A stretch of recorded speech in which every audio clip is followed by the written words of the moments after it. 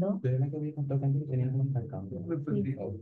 Y después me lo compré, ah, no, no, yo lo quité, me salió. Y después me lo dije, pues, pero dije, no, Pero, eso me lo compré. pero cuando te lo lavaba, y era como esas personas que van como por una hora. Hasta el día de Hay hoy, gente que se toma acá y se la lava. hasta el día de hoy, no, yo utilizo, Yo creo que algo como para que quede, como ponerme 12 champús. Como la ya, primera como para limpiarlo. Y ahí no sé, la otra como para que quede. vale. No, yo me, Ahora hay que, con agua, me lo mojo todo. Simplemente, ¿alguien sabe cómo se hace para duplicar la pantalla? ¿Ah? Windows. Creo que llamó al cargador. A lo mejor él sabe, ¿ves cómo? Esto. P. Ah, solo pantalla de PC. Duplicado. yo soy, sí, está con la mano. Ahí. Sí. Entonces, ahí se ve. Ya.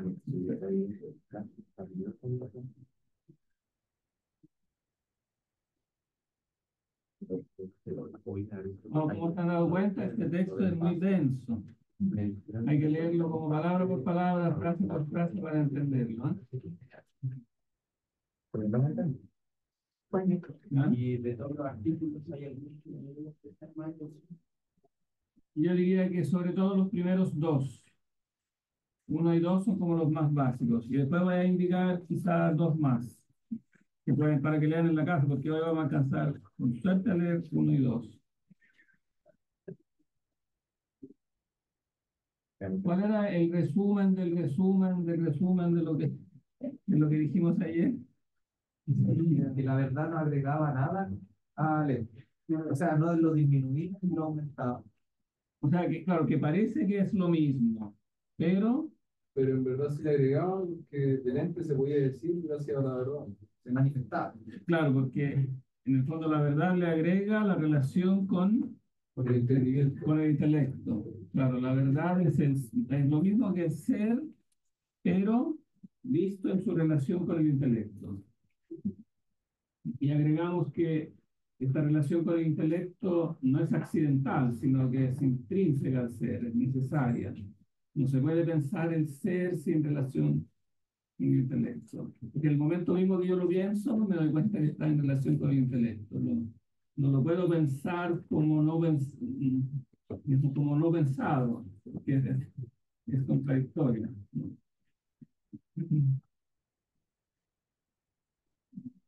Bien.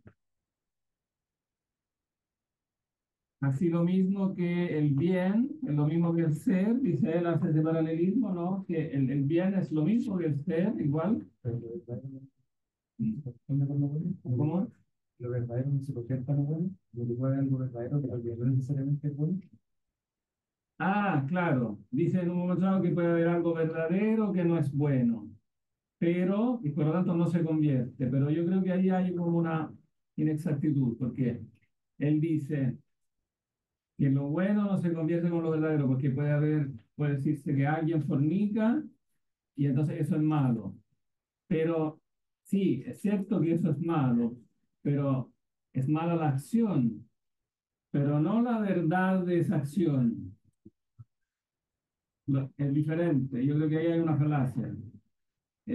Lo verdadero sí se convierte con lo bueno, siempre y cuando lo tomemos como el conocimiento de ese pecado, no ese pecado en sí mismo. Claro, el pecado en sí mismo obviamente no es bueno, pero la verdad de eso no es la actualidad, la realidad de eso. El conocer el pecado, eso sí que es bueno. Cuando yo digo este fornica, estoy diciendo que yo tengo conocimiento de eso. Y el tener conocimiento de algo es bueno. Claro, no en el sentido que hay que meterse en la vida de todos, ¿no? sino que, sino que, sino que en el sentido de que en sí mismo, objetivamente, conocer es bueno. Claro, puede ser que en un caso específico uno no tenga que meterse en los asuntos de otro, pero como regla general, como idea general, que algo, digamos, el ser conocido en sí mismo es bueno, independientemente de que la acción conocida sea buena o mala, ¿no? Entonces, en ese sentido, sí lo verdadero se convierte con lo bueno. Una pregunta un poco, quizás sabe un poco. No te salga demasiado, porque, ¿Puede ser que la verdad sea la relación de los seres con el intelecto? claro, eso es. Claro, son los seres, pero vistos en su inteligibilidad, claro, en su relación con el intelecto. No te saliste para nada, ¿no? Tenían el susto. Ya. Y ahora lo que va a hacer ahora, entonces en base a eso da las definiciones de la verdad. Y esta parte es muy interesante porque como que ordena todas las definiciones que los filósofos anteriores habían dado y las ordena según una lógica. Entonces como que es bastante útil esa parte. Mm, ya estoy.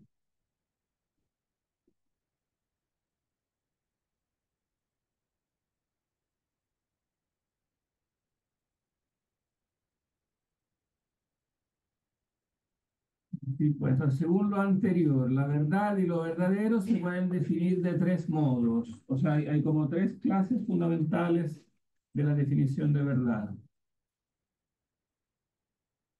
Primero, ¿quién parte? Yo creo que, Ya. según lo que procede a la noción de verdad y en lo cual se funda lo verdadero, y así lo define Agustín en el libro Soliloquios, verdadero es aquello que es.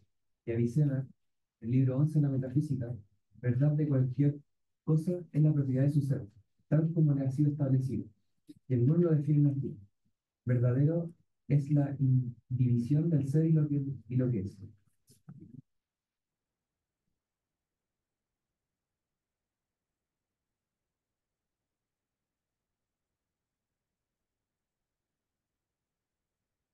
Segundo, según aquello que formalmente cumple la noción de verdad, y así dice Isaac, que la verdad es la adecuación de la cosa y del entendimiento, y Anselmo en el libro acerca de la verdad, que la verdad es rectitud solo perceptible por la mente, y en efecto, se dice esta rectitud según cierta adecuación, en consonancia con lo que afirma Aristóteles en el libro cuarto de la metafísica, definiendo la verdad, decimos que es lo que es, o que no es lo que no es. Y tercero, según su efecto consecuente, y así Hilario lo define, es verdadero aquello que manifiesta y declara el ser. Y Agustín en su libro La verdadera religión, verdad es aquello por lo cual se hace patente lo que es. Y en la misma obra, verdad es aquello por lo cual juzgamos acerca de las cosas inferiores. Bien.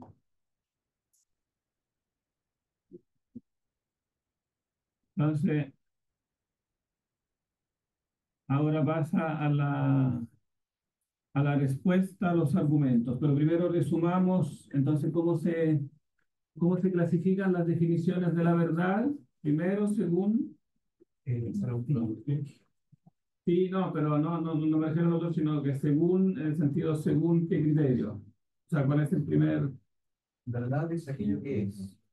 Claro, o sea, según lo que en el fondo fundamenta la verdad. Lo que fundamenta la verdad es el ser. Primero tiene que estar el ser, ¿no? Y evidentemente después la manifestación del ser. Entonces, según que la verdad está fundada en el ser, Agustín dice verdadero es lo que es, ¿no? Y después su relación con el intelecto. Claro, después dice según como su definición formal, precisamente se da como adecuación, esa es como la definición formal propiamente tal, ¿no? Como la adecuación del intelecto a la cosa. Esto se lo pueden aprender también en latín, ¿no? ¿Cómo es en latín? La definición. Quatio intellectus et reo.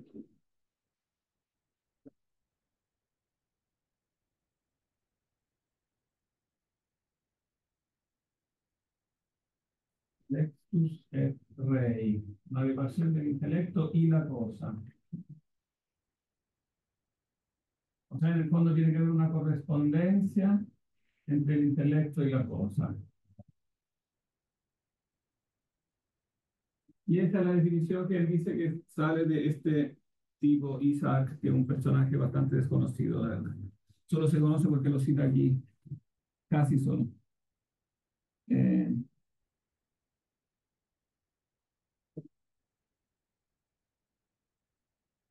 y bueno, en el fondo es la misma definición que dan Platón y Aristóteles. Esta frase aquí de la metafísica, que también está en Platón, ¿no?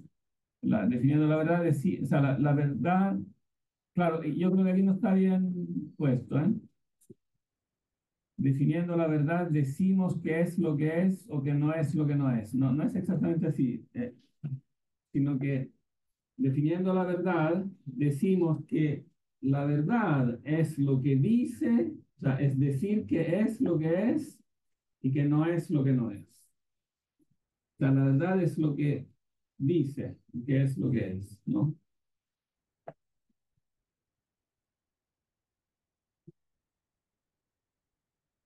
Que claro, en el fondo es lo mismo que decir que la verdad es lo que piensa que es lo que es y que no es lo que no es. Y según el efecto consecuente, se llama verdadero.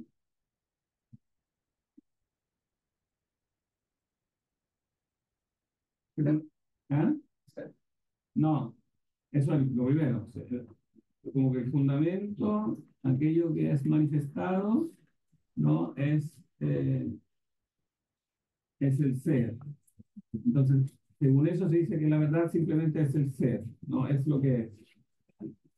Según la adecuación, se dice que hay una correspondencia. Entonces, al ser con lo que es manifestado y el efecto consecuente es... ¿Ah? No, todas son definiciones. O sea, todas son definiciones de la verdad. Tú puedes llamar verdadero el efecto consecuente. ¿Cuál es el efecto que consigue a la verdad?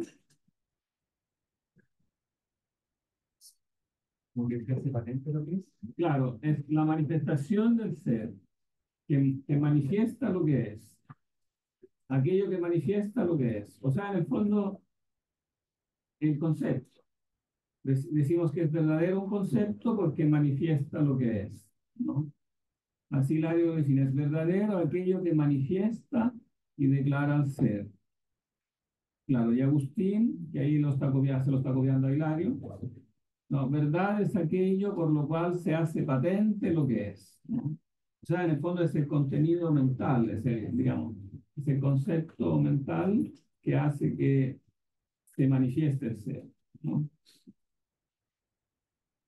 Y también Agustín dice, verdad es aquello por lo cual juzgamos acerca de las cosas inferiores.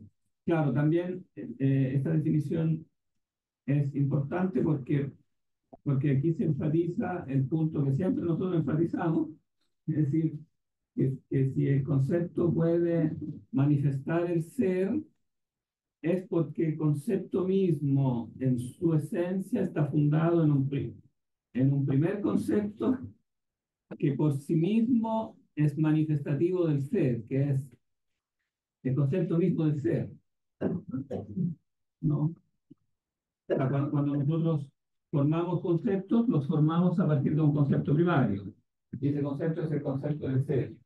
Y entonces tiene que haber un concepto primario que últimamente es aquello por lo cual juzgamos acerca de las cosas inferiores. Como el concepto que sirve como de unidad de medida básica para medir las cosas inferiores. Por lo tanto, también se puede llamar verdad, por excelencia, el primer concepto, ¿no? El concepto básico por el cual buscamos las cosas inferiores. De hecho, esa es la definición más propiamente agustiniana. Cuando él habla de la verdad en este sentido más como abstracto. ¿Cuál es el punto de partida de la verdad? Por eso usted decía como que hay una verdad en que es el pecado, debido a que nosotros podemos juzgar después lo que está mal, a partir de esa verdad. Claro, porque ahí tú conoces el pecado como pecado, porque si no, si fuera un mero conocimiento empírico, un mero conocimiento empírico no es un pecado. cuando tú dices, este fornica, ya estás diciendo que eso es un pecado. Entonces ya supone un juicio de por qué eso, que de por sí es un evento físico, como tal es un puro evento físico. Para tú decir que es un pecado, tienes que juzgarlo. Y al juzgarlo necesitas entonces un metro de juicio, por qué eso es algo bueno o malo, ¿no? Mm. Podría, o sea, dar un pequeño esquema de las tres definiciones. La primera podría ser que la verdad se fundamenta en el ser. La segunda, que la verdad es aquello que expresa el ser. No, en la segunda es, la verdad es la correspondencia Entre conceptos. entre concepto y ser, claro. Y la tercera definición es la verdad es la verdad primera. La tercera es, aquello, pues llamas verdadero aquello que manifiesta el ser. Se puede decir que la verdad está tanto en las cosas como en el intelecto, pero es más verdadero en el intelecto que en las cosas. Aún así, falta que el principio supremo del cual emana la forma de las cosas. Claro, porque en el fondo siempre está, claro, cuando se dice, esta es una cosa importante que hay que entender cuando se dice adecuación del intelecto y la cosa, que no es una relación meramente como binaria entre nuestro intelecto como sujeto y la cosa como tal. ¿Por qué? ¿Qué le falta a esa? Bueno, después eso lo explicitará en el segundo artículo, pero Litos menos. lo podemos anticipar.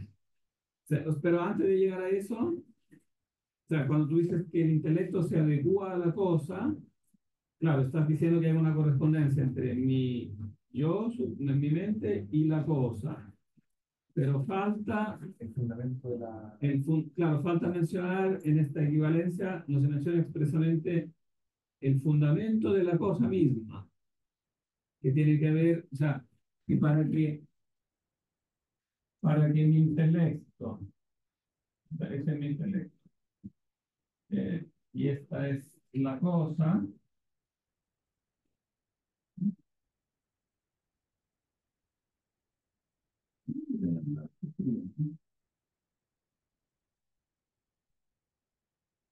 claro, hay una cosa del intelecto, res intelecto. La cosa en el intelecto tiene que corresponder a la cosa real, pero para que eso ocurra, falta mencionar Litos menos. sí, pero antes de llegar a eso, algo más sencillo que eso, falta mencionar que la cosa misma, no, ella viene de un intelecto, que ella corresponde a la idea, ¿no? Por lo tanto, o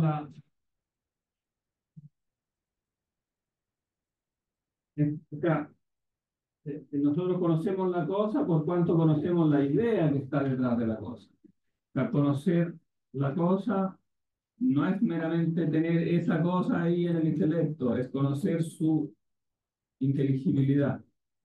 Entonces, es conocer la idea de esa cosa.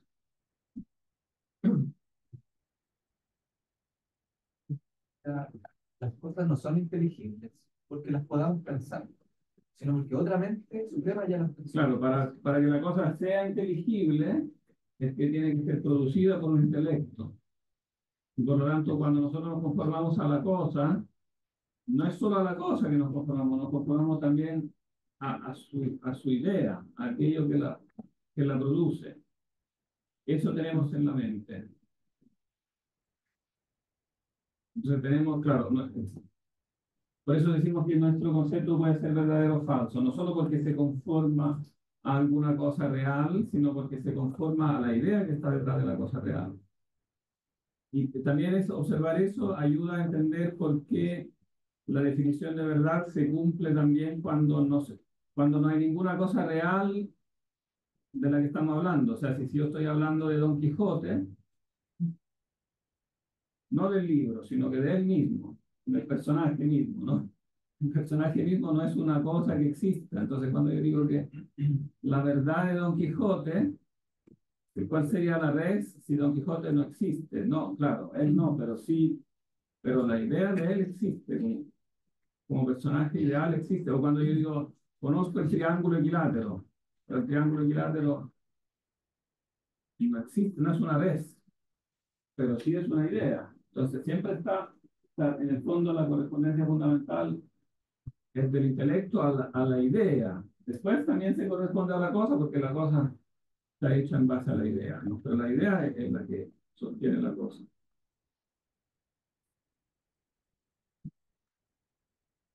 Claro, bueno, y de ahí viene la reflexión que decías tú sobre el triton genos. ¿Cómo sé que lo que yo conozco se corresponde a la idea, si la idea divina yo no la veo? Este es el famoso problema. ¿Cómo sé que nuestras ideas realmente corresponden a las cosas, ¿no? ¿Cómo lo sé? Porque existe el triton genos. ¿Pero qué sería este triton genos? La luz inteligible. Claro, es que existe la luz inteligible. ¿Y qué es la luz La visión. inteligible? A ver, el logo divino. No, claro, es el verbum formabile, que es lo mismo que la idea primaria de la mente, o sea, la idea del ser. Hay una idea primaria en la mente, la idea del ser, que nosotros postulamos necesariamente que es adecuada, o sea, está como idea primaria, se postula que es adecuada o que proviene de, Ahí sí, ahí sí, de, del vástago. claro, la idea primaria es el vástago del bien, también llamado por Agustín en verbum cordis formabile, también llamado por Rosmini Indeterminado. Indeterminado. idea indeterminada del ser, es la idea indeterminada del ser o la idea del ser indeterminado, que debe provenir, claro, según Platón, del bien en sí, y según los cristianos, del ser en sí. O sea, detrás del bien en sí está el ser en sí. Es lo mismo. El bien en sí es el ser en sí. Aunque Platón no usa la frase ser en sí, pero en realidad es lo mismo. Entonces tiene que haber en el fondo una idea primaria que es una impresión en nosotros. Agustín dice así, una impresión, ¿no? Eh, eh, en el fondo del verbo en nosotros, ¿no? Y lo mismo dice Santo Tomás en la Suma Teológica, no lo dice acá, lo dice en otra cuestión de Veritate, pero también lo dice en la Suma Teológica de la forma quizás más corta, dice que nosotros conocemos, voy a mostrarle el texto para que lo tengan en mente, para que lo puedan leer, en la Suma Teológica, cuestión 84.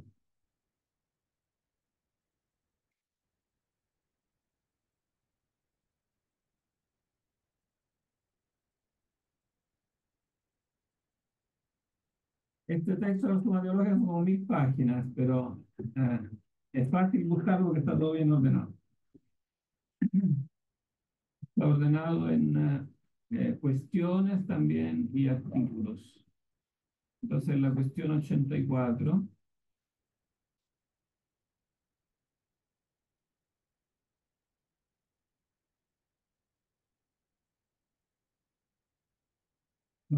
no está, bueno, no va. Ahí.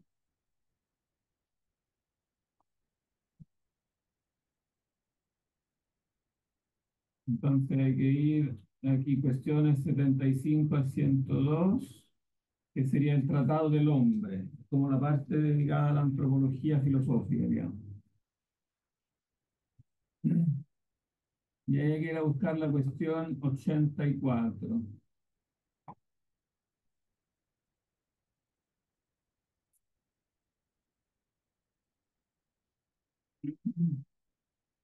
Y de la cuestión 84 hay que leer para esto el artículo 5.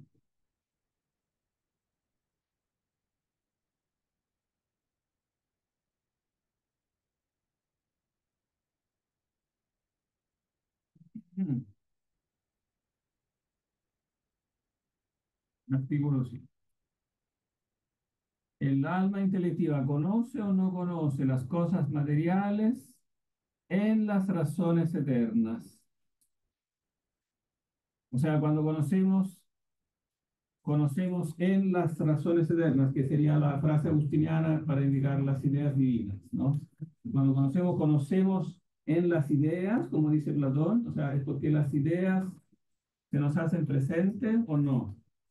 Y él contesta sí y no, o sea, no, pero sí, pero explica por qué no y por qué sí. Le damos directamente la solución. Hay que decir.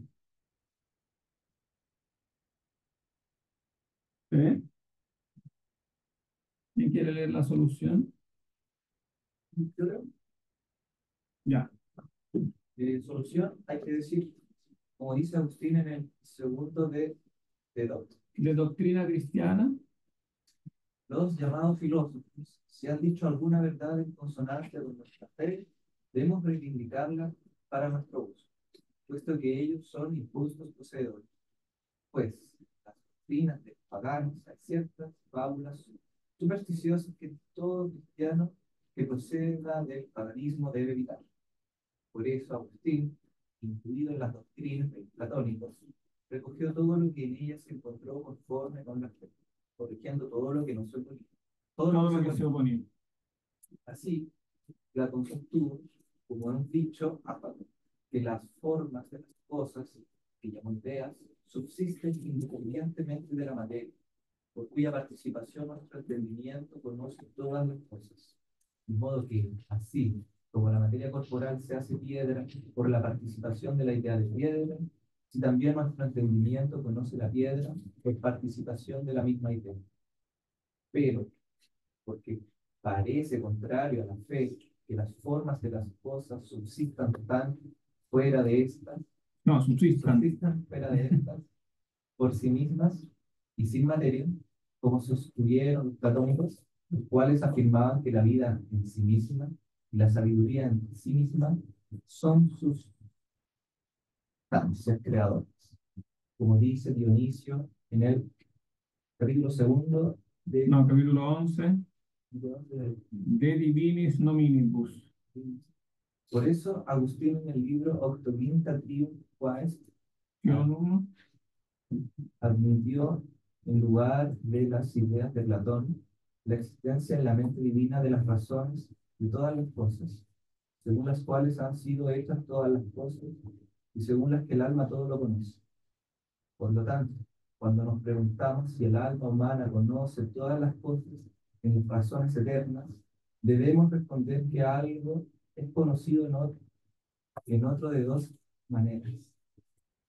Una, como en objeto conocido, al modo como se ven en el espejo las cosas cuyas imágenes reflejan. De esta manera, el alma no puede, en el presente estado de vida, ver todas las cosas en las razones eternas.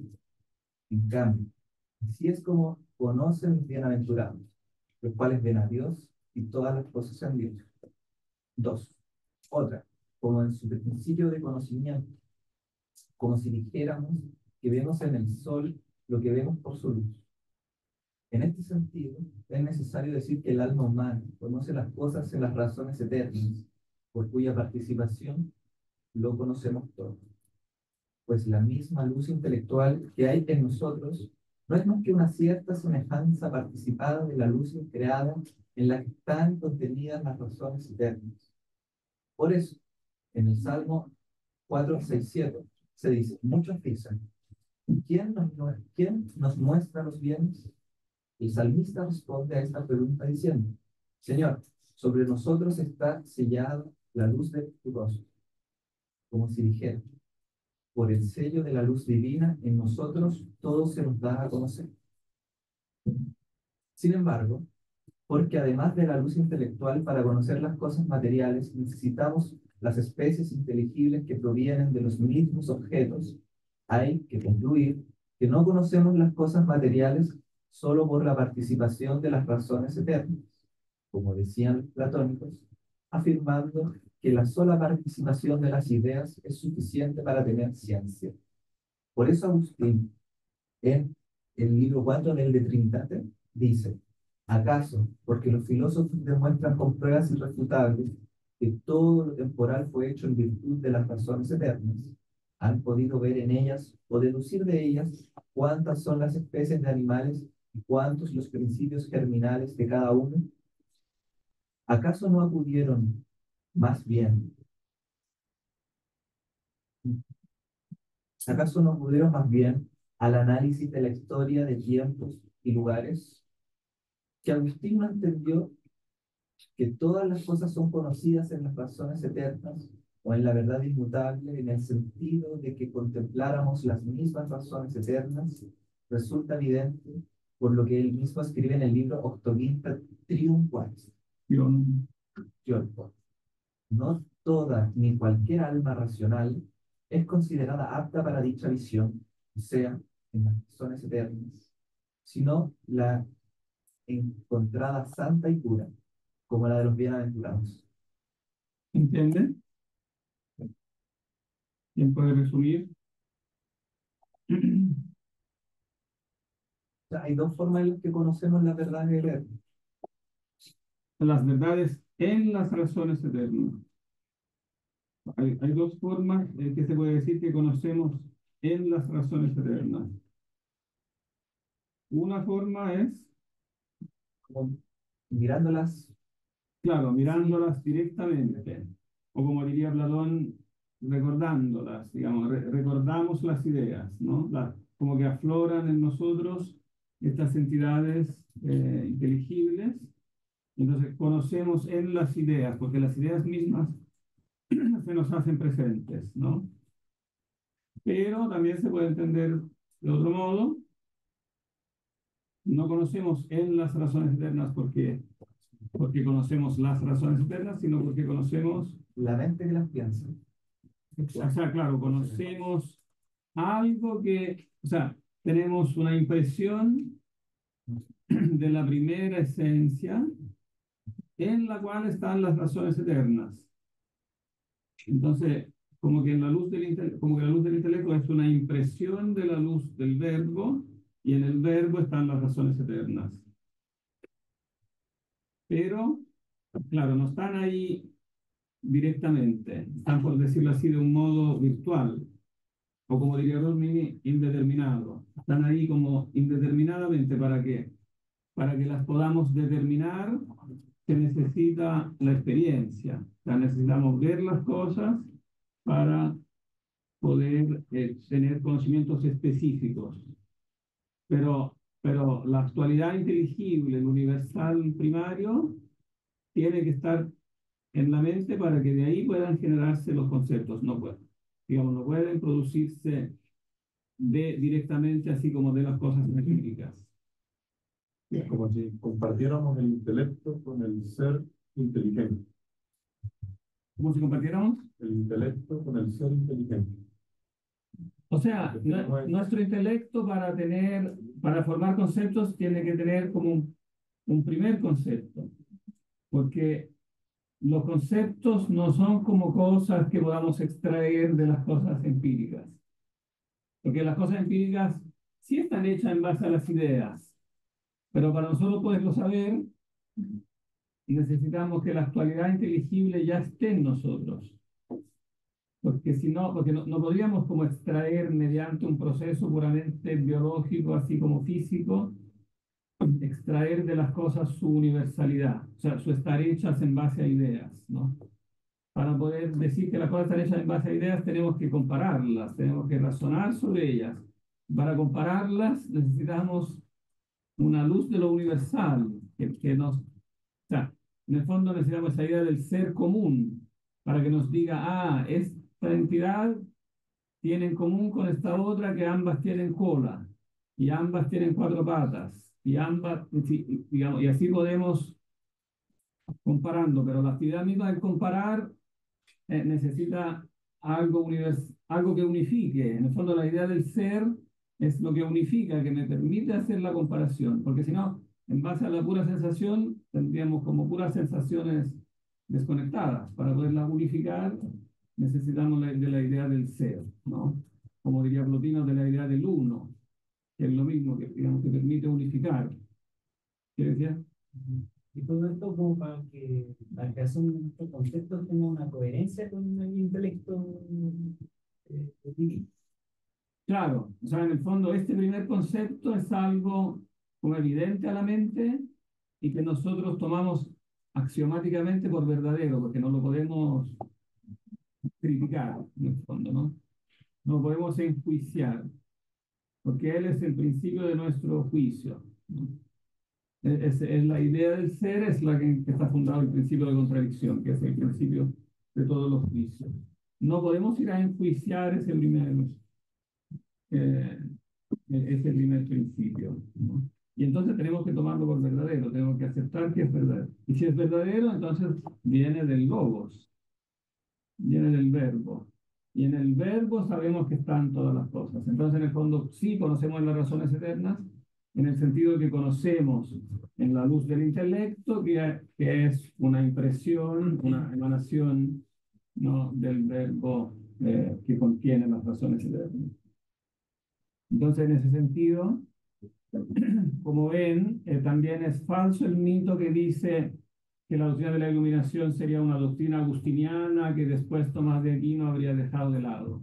No la dejó de lado para nada, la suscribe enteramente, ¿no? Lo que engaña en esto, siempre en los mitos, obviamente hay algo, siempre de algo nacen los mitos. Es cierto que muchas veces, como digamos, como Tomás escribió también muchísimas cosas, en muchos pasajes él habla no de iluminación, sino que habla de abstracción.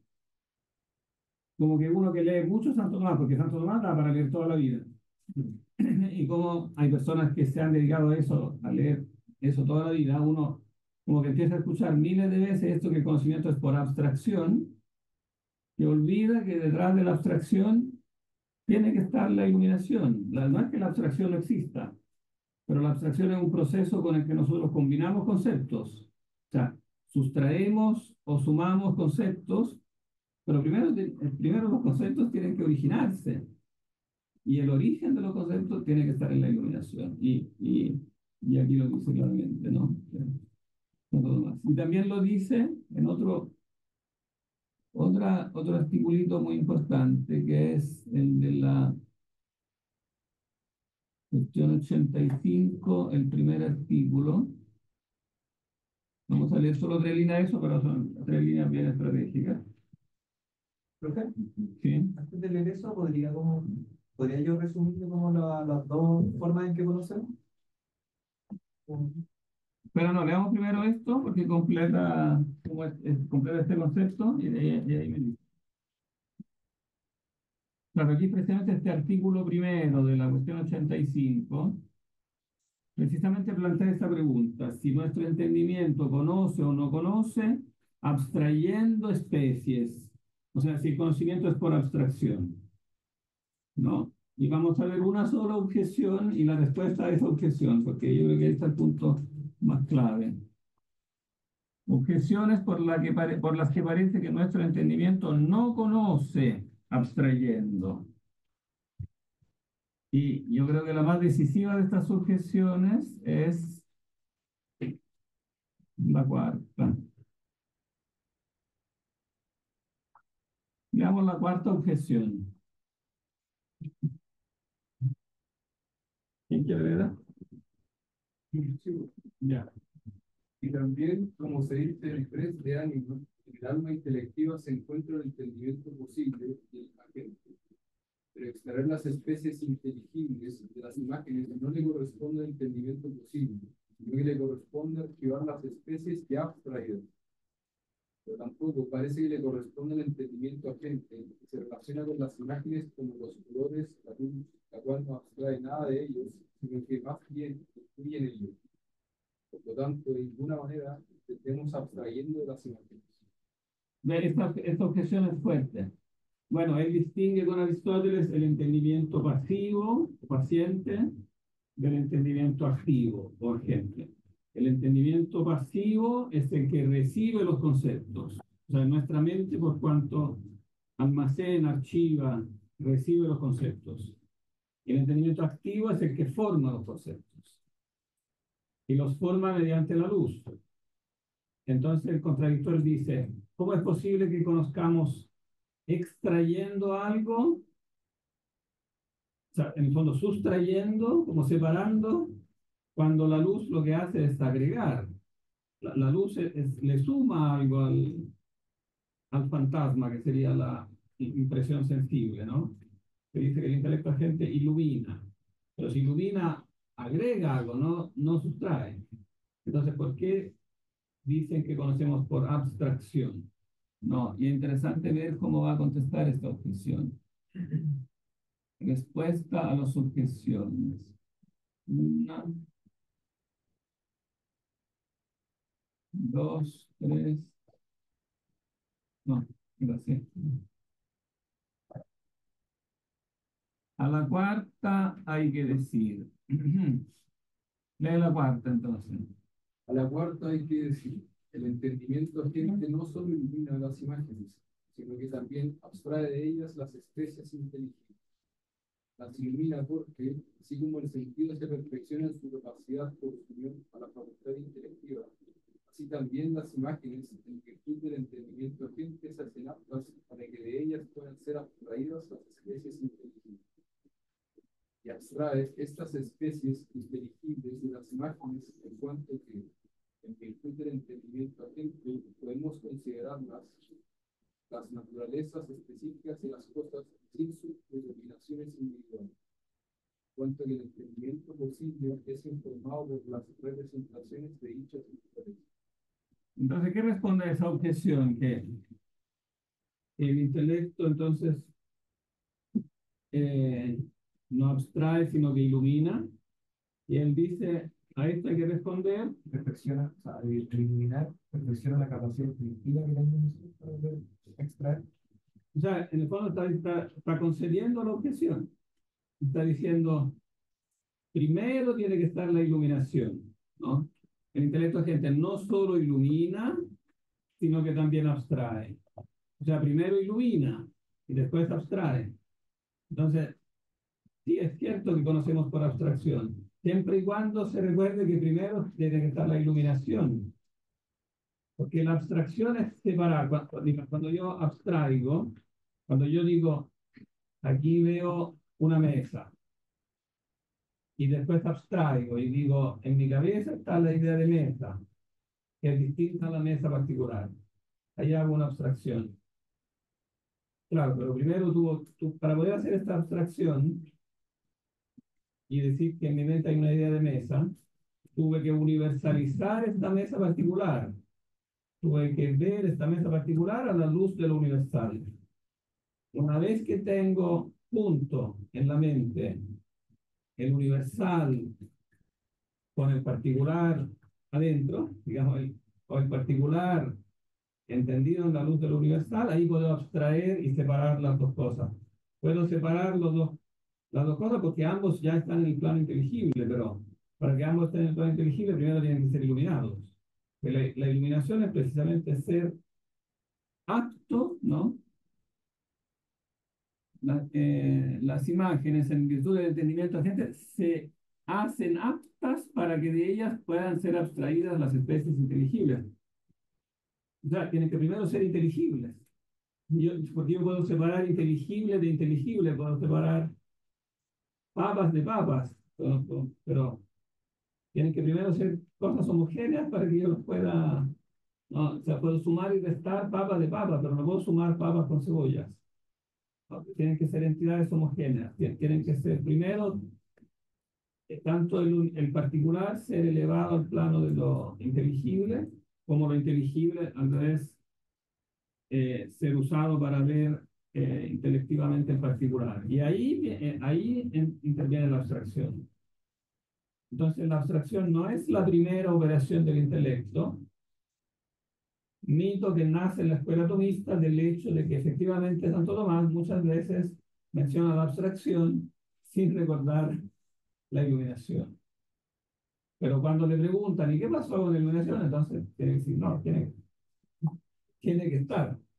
Claro que tiene que estar, porque sin esta iluminación no se da Porque el propio Aristóteles lo dice, ¿no? No es solo Platón. El propio Aristóteles dice que en el intelecto hay una luz que es actualidad, que es energía, o sea, actualidad inteligible. Tiene que haber algo actualmente inteligible que produce los inteligibles, ¿no? Y las cosas empíricas no son actualmente inteligibles, porque no son ideas, son potencialmente inteligibles por nosotros. Y entonces necesitamos verlas a la luz de lo, como del ser universal. ¿Se entiende? Porque si quisiéramos extraer la idea de pizarra, por ejemplo, solamente del ente empírico, no, ¿cómo sabríamos que estamos efectivamente extrayendo el ente de pizarra? Tiene que haber algo previo. Claro, es que se produce una contradicción en esta operación de extracción. ¿Qué cosa exactamente estás extrayendo de qué? Que la pizarra es una cosa material. El fantasma de la pizarra, o sea, la imagen de la pizarra que se proyecta en la mente, es igualmente particular. Lo que los sentidos te dan, claro, no es material, digamos, no tiene la misma materialidad de la pizarra, porque es una cosa neurológica, que no tiene neuronas y cosas eléctricas, no sé qué tiene en la cabeza, y un sistema neurológico. Entonces, claro, es otra cosa, pero lo que te proyecta internamente es algo igual de particular, en la misma, como pizarra particular en tu cabeza. No es un concepto, es una imagen. Entonces, sigue siendo particular. Para que pueda ser universalizada y tú puedas decir que se compara con esta y esta y esta otra pizarra, tiene que haber algo que unifica. Eso es la luz del intelecto. Tiene que haber algo que compara. ¿No? Que comparar es como poner en uno lo que es múltiple. Entonces es una operación que no es física, no se explica con los mecanismos de la física. O sea, quizá obtener el concepto puede ser más explicable por la física, pero la capacidad que tenemos de comparar conceptos, esa, No, es que para primero formar conceptos ya tienes que comparar. Porque tienes que decir, esta cosa y esta cosa y esta cosa tienen en común esto. Tienes que reducir a unidad lo que es múltiple. o sea, si veo 5 pizarras, corresponden al mismo concepto de pizarra. Claro, pero el nacimiento del concepto no se explica por la física. No hay ninguna ley física que permita como que tú compares pizarras. No es una interacción física. Entonces, tiene que ser algo que va más allá de la física. Por eso es la metafísica, digamos, como es el punto de partida de la metafísica. Precisamente que está en la mente ese poder de unificar. Se puede entender el entendimiento pasivo como el tener ideas innatas y el activo como percibir ente universal en las cosas particulares. No, por entendimiento pasivo se entiende meramente la memoria, o sea, donde quedan registrados los conceptos. Pero el entendimiento posible no explica la formación de los conceptos. Por eso algunos dijeron, por eso Tomás también refuta, claro, a los que dijeron que basta con postular el entendimiento posible. Dice, no, porque el entendimiento posible hay que postularlo porque tiene que haber algo que almacena los conceptos, porque nosotros recordamos los conceptos, no es que los formemos y después se vayan, es que quedan grabados. Entonces hay que postular una plataforma donde quedan grabados. Pero primero también hay que postular a alguien capaz de grabarlos, a alguien capaz de activamente formarlos, ¿no? El entendimiento posible, bueno, pasivo sería el tabula rasa. Sí, claro, sería la tabula rasa. Podría interpretarse como la tabula rasa. El entendimiento activo, también en cierto sentido, el entendimiento activo es una tabula rasa, por cuanto es una idea indeterminada. Podría decirse también que es una tabula rasa en ese sentido, porque es indeterminado y recibe las determinaciones como los diseños que vienen de los entes. Entonces, es un concepto indeterminado que se va determinando en base a las como determinaciones que vienen de los entes, de la tentación, ¿no? También es posible utilizar tabula rasa en ese otro sentido. Pero contar que se entienda que en ese caso tabula rasa es una actualidad inteligible, que es una actualidad distinta a la actualidad, digamos, sensible, a la actualidad subjetiva. Es una actualidad distinta a la actualidad de mi yo. Tienen que ser actos distintos, porque son clases de seres distintos. Mi ser es finito, particular, y el concepto es necesario, infinito, universal. Entonces, recibe caracterizaciones ontológicas como contrapuestas, incompatibles. Aun cuando los dos se unen, como nosotros nos unimos, vemos los conceptos, de cierto modo nos unimos. Bueno, Aristóteles dice, y es una frase que Santo Tomás repite mucho, que en el intelecto, como que lo inteligido y lo inteligente pasan como a unirse, como que son lo mismo. Pero no hay que entender lo mismo en el sentido que se mezclen, hay que entenderlo en el sentido que se unen. Yo creo que es importante eso. Claro, a veces eso no se dice tan claramente, pero a veces Santo Tomás lo dice. También lo dice en lugares minoritarios. Entonces, eso ha creado confusión, que hay fórmulas que Santo Tomás repite como hasta el cansancio, y por lo tanto te quedan como grabadas en la memoria. Pero pero en cambio aquello que está problemático a veces lo contesta en una notita ahí, perdida, y como que queda. Muchas veces repite que lo inteligible en acto es lo mismo que el intelecto en acto. Pero realmente no es lo mismo en el sentido que sea la misma cosa, sino que en el sentido que se unen. Porque tiene que haber una objetividad entre el sujeto que conoce y el objeto conocido. No pueden ser lo mismo en el sentido de confundirse, porque si no se confundirían los atributos. Uno es finito, el otro es infinito, uno es necesario, el otro es contingente. Entonces, eso es el peligro. Ahora yo acá, en este texto,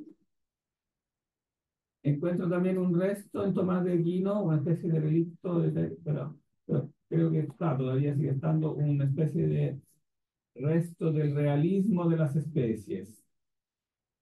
Porque él sigue diciendo, a pesar que subraya la primacía aquí en este texto de la iluminación, pero después igual como que habla de la extracción de la especie como si viniera ya lista, como que fuera algo que, claro, una vez hecha la iluminación, pero el intelecto la extrae como si viniera completa y no la tuviéramos que formar de a poco con sucesivos juicios.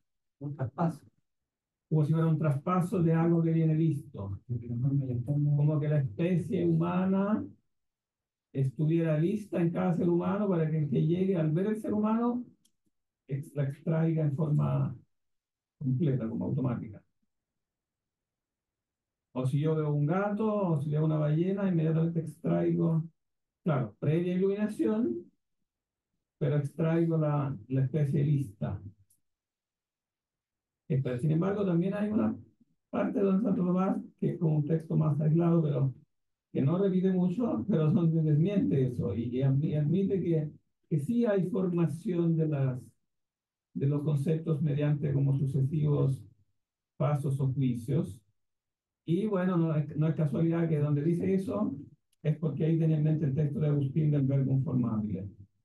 Que hay un verbum formabile en nosotros con el cual vamos formando los conceptos. ¿Se entiende la diferencia? No existe algún ser que no tenga esta luz divina para ser. ¿Cómo? No existe ningún ser que no tenga esta luz divina que le permita después acceder. O sea, según la doctrina, digamos, normal, el ser humano tiene, porque realmente lo que se supone, lo que suponemos que tienen los animales, es como una especie de analogía de eso. O sea, tienen una analogía de la inteligencia los animales, pero no propiamente la luz del universal, porque ellos no pueden como meditar como activamente sobre la universalidad, sobre la necesidad, pero sí a nivel instintivo se puede decir que unifican las sensaciones. Entonces tienen en la mente algo que de algún modo es análogo a la inteligencia, ¿no? La inteligencia propiamente tal es la inteligencia humana porque tiene esta capacidad también como de reflexionar sobre sí misma. Y entonces pensar no solo sobre las cosas, sino que sobre las ideas y por lo tanto pensar en lo que es trascendente y tener la idea de Dios, etc. Todo eso no puede hacerlo un animal. Pero tiene, claro, no tiene la pura sensación, tiene una, de hecho, Santo Tomás dice que tienen como un sentido interno que unifica los sentidos externos, como un sentido común interno, que lo que hace es unificar lo que percibe, porque si no, claro, si la vista, claro, percibiera algo desconectado del olfato, etcétera, el animal no podría orientarse. Entonces, es claro que tienen un mecanismo que unifica, ¿no? Pero en el hombre este mecanismo que unifica se hace consciente claro, entonces el hombre puede meditar sobre eso en forma trascendente, digamos. ¿Hay alguna analogía entre cómo Dios crea el mundo y cómo piensa el mundo? A cómo nosotros creamos conceptos. O sea, no, claramente Dios no necesita de los conceptos nuestros porque precisamente los conceptos nuestros nosotros necesitamos formarlos. Claro, Dios no necesita formarlos, porque no necesita como proceso temporal de ir formándolo de a poco, no tiene como esa limitación. Lo que nosotros percibimos es limitado y tenemos que percibirlo además en el tiempo. Entonces nuestros conceptos son imperfectos y necesitan de mucho tiempo. Todo eso obviamente no lo necesita Dios. Por eso Dios tiene como ideas, le reservamos la palabra ideas a Dios para conformarnos con los conceptos, para marcar como la diferencia. El concepto es siempre algo que contiene en sí mismo mucha indeterminación.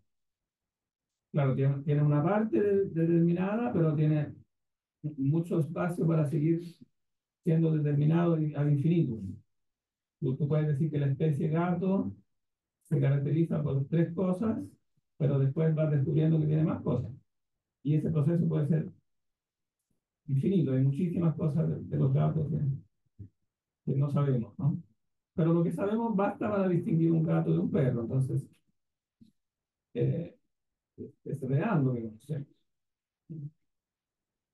Pero con tal que no se confunda, claro, con la idea. Son dos, claro, metafísicamente son dos cosas distintas, pero tienen que ser emparentadas, ¿no? Si tú las quieres divorciar, entonces desarmas toda la filosofía. Si desarmas conceptos de ideas, muchos dicen o sea, muchos que no entienden esa como relación piensan que esto de hablar de ideas divinas es una especie de presunción, como que el hombre antiguo y medieval era como tan presuntuoso y tan soñador que se imaginó que podía pensar de las ideas que están en Dios y ponerse desde el punto de vista de Dios. Pero realmente es una necesidad lógica. Si tú no dices que los conceptos corresponden a las ideas que están en la base de la realidad, estás diciendo que no conoces la realidad. Entonces, echas abajo todo conocimiento. O sea, si cae la metafísica, cae todo conocimiento, también la física. Porque ¿cómo vas a decir después que tu teoría, que la teoría de la relatividad corresponde realmente a lo que está funcionando ahí? No podrías decirlo. Entonces, con la metafísica cae toda la ciencia. Nosotros somos los creadores de los conceptos, los pensamos, pero de alguna manera Dios también puso eso en el plan. Hubieran conceptos, que existieran conceptos, tienen una finalidad los conceptos. Claro. ¿Y cuál es la finalidad? Acercarse, o sea, la finalidad última sería acercarse a Dios, pero Claro, sería acercarse a Él, claro, a través de la creación. Claro, en el fondo la creación es como una imagen de Él, claro, como un artista que crea una imagen para pero en este caso es un artista autorreferencial que crea una imagen para que tú creas un retrato de él, para que tú te enamores de él a través del retrato. Pero es un autorretrato todavía más indirecto, porque son imágenes que no lo retratan en forma directa. Cuando crea un pájaro, claro, no es que el pájaro se parezca a Dios de un modo inmediato, pero refleja ciertas perfecciones del ser. O sea, todas las cosas reflejan algún aspecto de la perfección del ser y por lo tanto hablan del ser, hablan de Dios, ¿no? Todas las cosas hablan de Dios, como dice Agustín en esta página bonita del libro 10 de las Confesiones cuando habla del itinerario de las cosas, ¿no? Y también en el éxtasis de hostia cuando habla de que las cosas como que van a... es un mecanismo de hablar y de silenciarse, como de palabra y silencio, porque las cosas tienen que primero hablar, o sea, tienes que primero escuchar el canto de los pájaros y después tienes que silenciarlo, porque si tú te quedas en eso, te quedas en los pájaros, ¿no? En cambio, tienes que como silenciarlo y pasar como al escalón superior y después a su vez silenciarlo, ¿no? O sea, porque son como voces, son como señales, imágenes que tú tienes que ir, que son una escalera, tú no puedes quedarte siempre en el mismo peldaño, entonces tienes que seguir subiendo y así silenciando lo que viene, lo que tú dejas atrás. Después lo puedes recuperar, te lo puedes volver a escuchar, pero cuando lo reescuchas, tiene otro significado, porque ya está hablando como más directamente de aquello para lo que está hecho. Bueno, un poco lo que dicen, lo que decíamos la hora anterior en el sofista, cuando se dice que el sofista es un productor de imágenes, ¿no? Es un productor de imágenes. Bueno, en el caso del sofista que hace discursos, son imágenes habladas, pero siempre imágenes, ¿no? Son imágenes hechas para convencer, para seducir. Y los neoplatónicos dijeron, bueno, eso en el fondo es el demiurgo. Dios es un sofista, porque es un fabricante de imágenes. Y estas imágenes están hechas para seducir, nos atraen. Por eso que también Eros, en el banquete, dice Diotima que Eros es un sofista y un mago, porque arma como estas como imágenes que nos atraen. Y claro, cuando creemos que hemos agarrado algo, como que como que la realidad se esfuma porque tenemos que avanzar. ¿Qué es lo que nos pasa? Es la descripción perfecta de lo que nos pasa en la vida, ¿no? Corremos siempre detrás de las cosas. Cuando agarramos una, como que se esfuma lo que pensábamos que iba a ser lo máximo, se esfuma e inmediatamente estamos pensando en otra cosa, ¿no? O sea, no, queremos el auto nuevo, ¿no? Y todos 5 años pensando en el auto, y después cuando compramos el auto nuevo, como que ya, hay que buscar otra cosa. Se va la pasión. Se va, claro, es como un juego de espejos, claro, como un ilusionismo. Eso es el sofista, un ilusionista, un creador de... Pero él, claro, es interesante que ahí Platón en el fondo sugiere que eso es el demiurgo. De hecho, en la misma página donde habla de que todas las cosas están hechas por un dios demiurgo, ¿no? Ahí antes del Timeo está en el sofista, donde aparece el dios demiurgo. Que todas las cosas están fabricadas como imágenes. Entonces, bien, yo quería leer también el segundo de los artículos. Vamos a ver si alcanzamos a ver al menos algo de eso. Pero esto que vimos ahora es importante, ¿eh?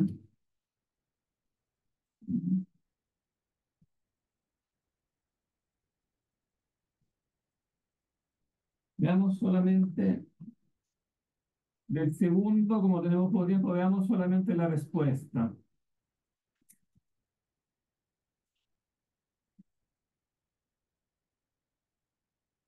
Y yo creo que recapitula todo esto que vimos un poco hoy, ¿eh? Claro, se averigua si la verdad se encuentra más principalmente en el entendimiento que en las cosas. Veamos solo la respuesta. Bueno, siempre parece que no, no, siempre parte del no, y después termina diciendo que sí, o si parte con el sí, termina diciendo que no, siempre al revés, ¿no? O sea, se parte con los argumentos en contra. Respondo. ¿Quién quiere leer el respondo? Ya. Respondo. Hay que decir que no siempre es preciso respecto de aquello que se predica, ya sea más propia o más secundariamente de muchas cosas, que aquella cosa que recibe más propiamente la predicación de lo común sea como causa de las otras, sino aquello en lo cual se encuentra cumplida primeramente la noción de aquello común. Así, aun cuando se diga que un medicamento es sano en cuanto productor de salud, este término sano se dice más propiamente del animal en el que se encuentra en primer término cumplida la noción de salud. Por tanto, aun cuando verdadero se dice de muchas cosas, ya más propia, ya más secundariamente, es preciso que se diga con más propiedad de aquellas en que se haya plenamente cumplida la noción de verdad. Pues bien, el cumplimiento de cualquier movimiento está en su término. Y el movimiento de la virtud cognitiva viene a terminarse en el alma, pues es preciso que lo conocido esté en el cognoscente, al modo del cognoscente, el movimiento de la virtud apetitiva. En cambio, viene a terminarse en las cosas. Por eso es que el filósofo, en el tercero de su libro acerca del alma, establece una suerte de círculo en los actos del alma, según el cual la cosa que está fuera del alma mueve el entendimiento y la cosa entendida el apetito, y esta a su vez conduce a la cosa de la que empezó el movimiento. Y puesto que lo bueno, como se dijo en el artículo precedente, se relaciona con el apetito y en cambio lo verdadero en el entendimiento, por eso es que se dice el filósofo en el sexto de la metafísica que lo bueno y lo malo están en las cosas y lo verdadero y lo falso están en la mente. Ahora bien, una cosa no se dice verdadera sino en cuanto se adecua al entendimiento. Y por eso es que lo verdadero se encuentra más secundariamente en las cosas, en el entendimiento, en cambio, más propiamente. Pero hay que saber, sin embargo, que una cosa se relaciona de un modo al entendimiento práctico, de otro modo al especulativo. En efecto, el entendimiento práctico causa la cosa. Por eso es que la medida de las cosas que él mismo hace. El entendimiento especulativo, en cambio, puesto que percibe las cosas, es movido en cierto modo por las cosas mismas, y así son estas las que lo miden. Se evidencia por esto, como se dice en el décimo de la metafísica, que las cosas naturales, a partir de las que recibe ciencia nuestro entendimiento, miden a nuestro entendimiento, pero son medidas por el entendimiento divino, en el que todas las cosas han sido creadas, tal como las artificiales en el entendimiento del artífice. Así pues, el entendimiento divino mide y no es medido. La cosa natural, en cambio, mide y es medida, pero nuestro entendimiento es medido. No mide ciertamente las cosas naturales, sino solo las artificiales. Luego, la cosa natural, constituida entre dos entendimientos, se dice verdadera según adecuación a ambos. Así pues, según se adecua al entendimiento divino, se dice verdadera en cuanto cumple aquello para lo cual ha sido ordenada en el entendimiento divino, como lo evidencia Anselmo en el libro acerca de la verdad, Agustín en la verdadera religión y Avicena en la definición ya introducida, esto es, la verdad de cada cosa, etc. Y ¿Cuál según era esa definición? Recordemos. ¿Sabe? La de Avicena, la verdad de la cosa es el ser que ha sido establecido para esa cosa. Es la cosa como debe ser, digamos, la verdad de cada cosa. Y según se adecua al entendimiento humano, se dice verdadera una cosa en cuanto naturalmente es apta para formar acerca de sí una estimación verdadera, así como por el contrario se llaman falsas las cosas que naturalmente son aptas para parecer lo que no son o como no son, como se dice en el quinto de la metafísica. Ahora bien, la primera noción de verdad conviene con más propiedad que la segunda a la cosa, pues esta primero se relaciona al entendimiento divino antes que al humano. Por esto es que aun cuando el entendimiento humano no existiera, incluso así, las cosas se dirían verdaderas en relación al entendimiento divino. Pero si supusiésemos suprimidos ambos entendimientos, lo que es imposible, de manera alguna permanecería la noción de verdad. Luego hay que... Pero basta con esto. Que después dice con respecto a lo primero, etc. Entonces, bueno, aquí es algo muy importante. ¿Por qué? Porque entonces la verdad está más primariamente en el intelecto. Claro, porque en el fondo la relación con el intelecto tiene que ver con el origen mismo de la cosa. O sea, la idea de la cosa es anterior a la cosa misma. Entonces, la cosa verdadera, la cosa en cuanto inteligible, es anterior a la cosa misma que viene al ser. Entonces, la verdad de la cosa está más primariamente en el intelecto, pero entendiendo que primariamente está en el intelecto divino, porque, porque él las piensa, las cosas son. Como dice Agustín, nosotros pensamos las cosas porque son, pero las cosas son porque Dios las piensa. Entonces la relación con el intelecto es, digamos, recíproca, ¿no? O sea, inversa, con respecto al intelecto divino. Entonces la cosa está, dice, entre dos intelectos, ¿no? La cosa natural, constituida entre dos entendimientos. Entonces se dice verdadera según la adecuación a ambos, ¿no? Hay una adecuación del intelecto a la cosa, tanto del intelecto divino como del intelecto humano. Pero es una adecuación en un sentido inverso, porque la cosa se adecua al intelecto divino por cuanto de ahí recibes lo que debe ser, como dice la definición de Avicenna, ¿no? Y entonces se adecua por cuanto esa adecuación la hace ser. Ella llega a ser por cuanto se adecua, ¿no? En cambio, la relación de adecuación con el intelecto humano es la inversa, digamos. Se dice verdadera en nuestro intelecto si se adecua a la cosa existente. Y bueno, y de ahí sabemos que entonces se adecua también a la idea, en alguna medida se adecua a la idea eterna que hay detrás, ¿no? Ahora, el punto que yo corregiría aquí de lo que está diciendo es que no es del todo exacto decir que, pues, es correcto decir que el entendimiento divino mide y no es medido, pero decir que nuestro entendimiento es medido y no mide, sino que las cosas miden nuestro entendimiento, ¿no? Miden a nuestro entendimiento, eso no es del todo exacto o no es del todo completo, porque omite, ¿qué omite? Pero igual de Aquello de lo que siempre hablamos. Claro, omite la luz del intelecto. Claro, no es que las cosas nos midan así en forma directa, sino que para poder entrar en nuestro intelecto, nosotros las tenemos que medir en base a la luz del intelecto. Entonces, decir que las cosas miden es como un poco, yo creo, inexacto, porque eh, ellas no son unidades de medida. ¿Cómo miden ellas? No son entes inteligentes vivos, ni unidades de medida. La unidad de medida es el principio de la mente, la luz del intelecto. Entonces, claro, lo miden en el sentido que, en un sentido impropio, claro, en el sentido de que ellas, lo que ellas son, evidentemente tenemos que respetarlo cuando las entendemos, pero para que las entendamos tenemos que medirlas nosotros, siempre, o sea, en base como a la luz del intelecto. Entonces, esa es como la pequeña corrección que yo le di.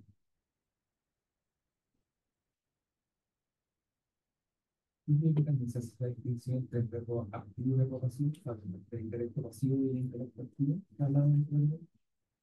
Aquí en esta respuesta, No va a hablar como el intelecto práctico, el entendimiento práctico. no, es que no, no, aquí se refiere al entendimiento práctico, entendido como aquel que causa la cosa.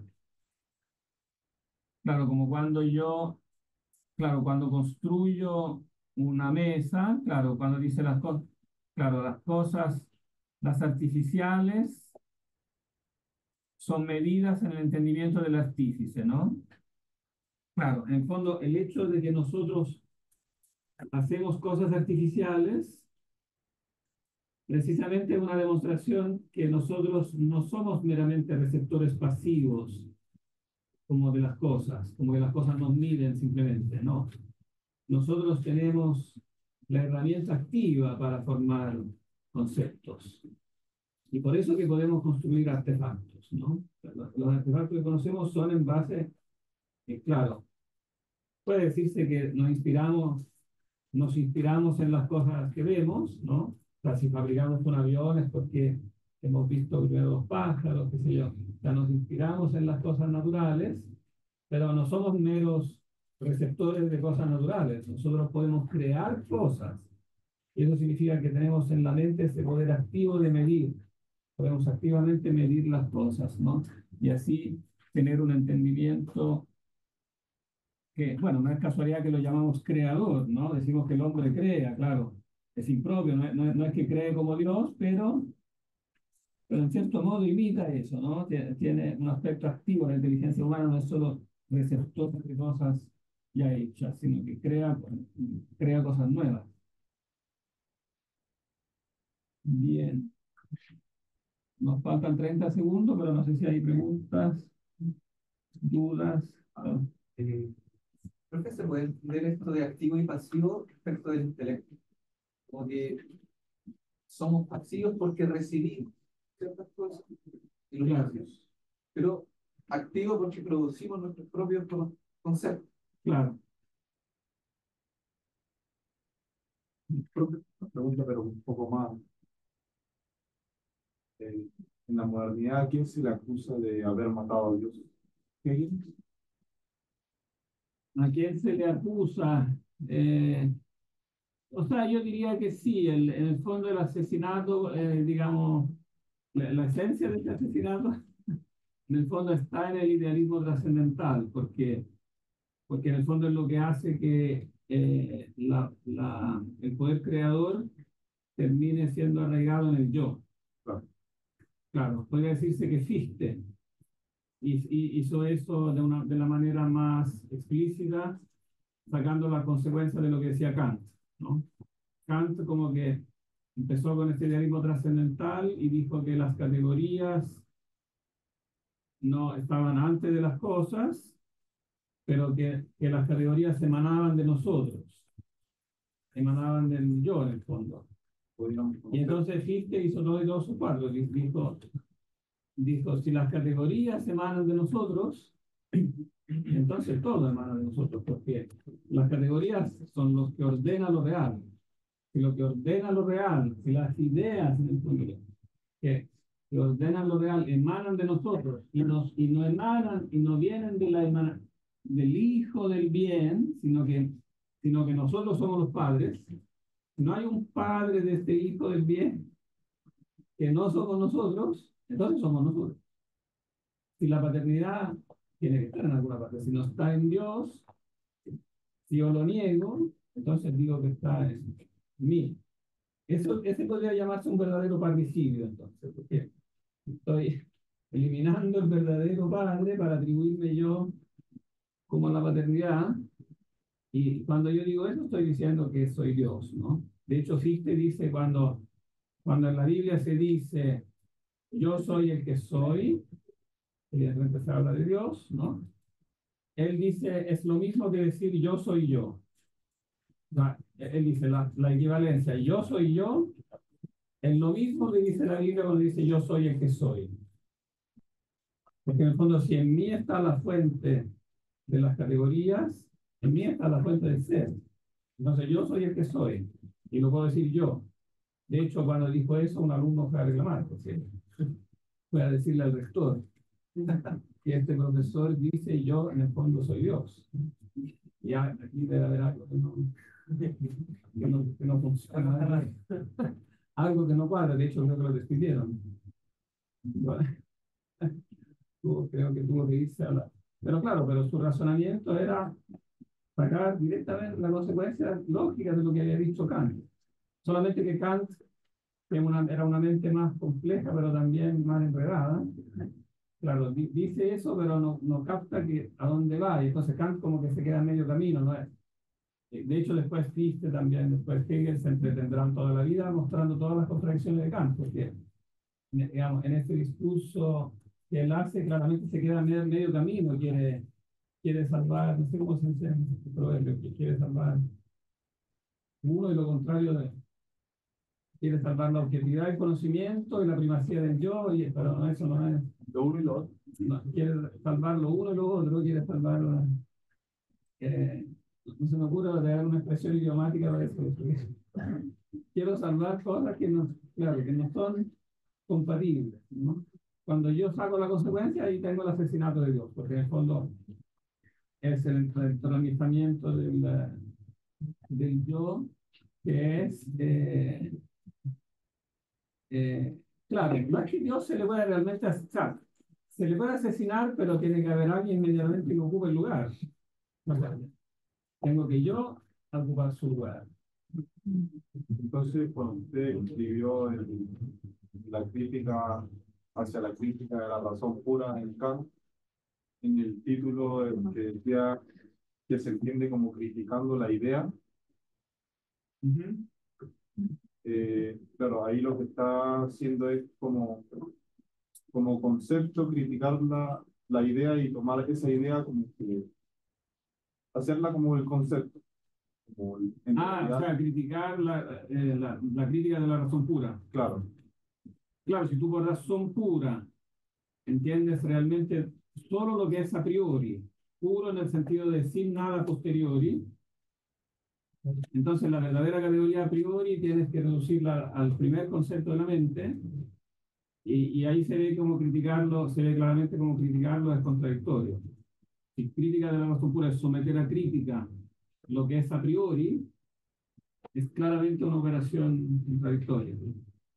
Porque tú quieres juzgar, o sea, quieres ser el que juzga y el que es juzgado al mismo tiempo, ¿no? Y esta es esta es la contradicción básica de Kant. Por eso de ahí surgirá después como el idealismo absoluto. Se pasa de este idealismo trascendental al idealismo absoluto, y después de eso viene el superhombre, ¿no?